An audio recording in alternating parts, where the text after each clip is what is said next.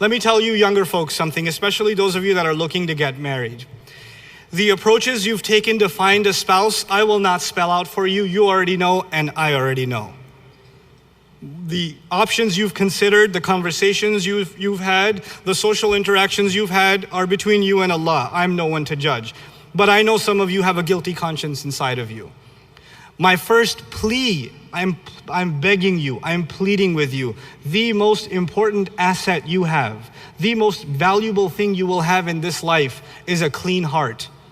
Because that is the only key to Jannah. That is the only key to salvation on Yawm al-Qiyamah. And when you give your heart prematurely to a relationship that is illegitimate, then that heart starts getting dirty. And when a heart starts getting dirty, it is no longer suitable for Allah Azza wa Jalla anymore. So don't think that your relationships or your inappropriate interactions and inappropriate relationships are not going to have a spiritual impact. They absolutely and certainly will. And they will destroy in you the most valuable thing that you carry within you, your iman. It will ruin it. You have to protect that faith. When you're looking for a spouse, it's okay to look for somebody that you're attracted to, that you find good looking, that you find their personality is nice and all of these other things. But don't forget the principles. Try to live by some of this stuff and you'll see a lot of barakah in your own relationships. First of all, understand that for the guys, the girl you like is somebody's sister, is somebody's daughter, is the respect and honor of somebody's family. So when you're staring at her like that, just think about somebody staring at your sister like that. Just remind yourself of that. Just remember this is somebody's honor we're talking about. It's okay for you to see a glance and say, oh, I want to marry her.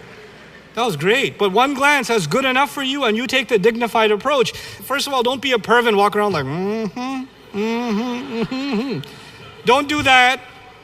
That's not the kind of Islamic spirit we're trying to revive here.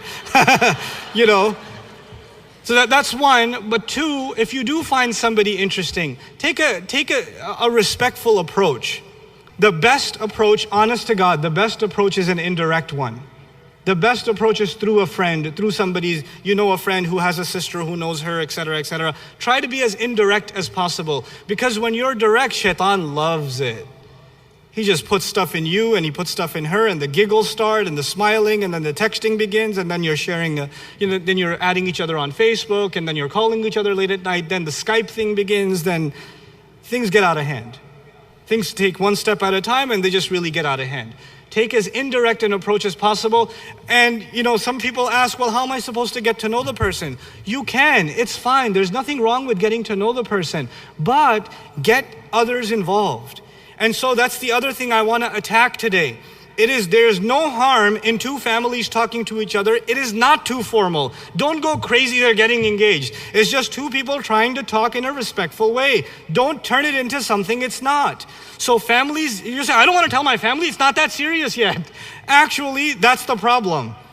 You should tell your family even when it's not serious. And your family shouldn't get all crazy. We can't approach them, they might take it too seriously. It's not serious, it's just two families talking. That's how communication is supposed to happen. If you're not involved in it, they're gonna do it on their own anyway. You can't stop it.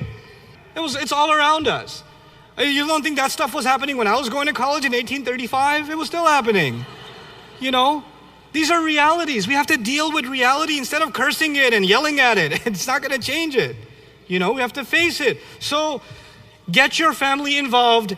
Don't let your family get too worked up about it's too big of a deal. Don't let it become too big of a deal. It's okay to have a conversation with a family, with a guy talking to a girl, with a chaperone, getting to know each other, trying to figure things out and things like that. And if it works out, it works out. If not, alhamdulillah, you move on. But you didn't get emotionally attached. You had some butterflies in your stomach, but they didn't turn into like entire pigeons in your stomach, right? So you didn't go that crazy.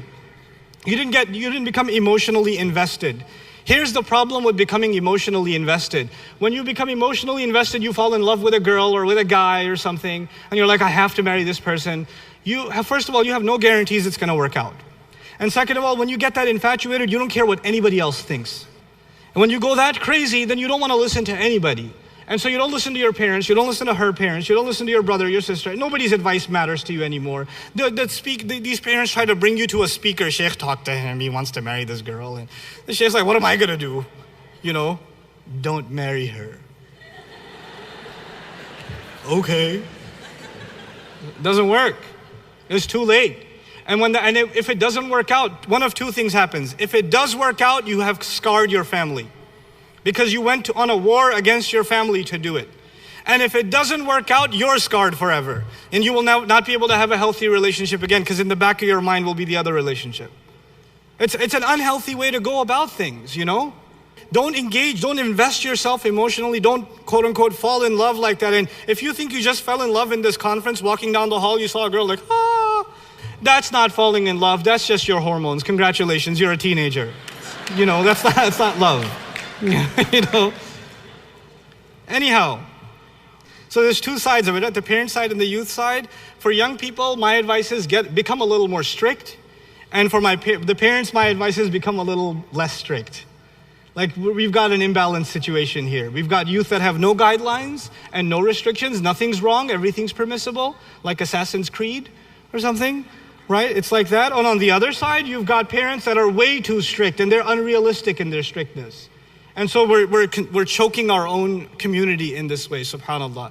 This should not be happening.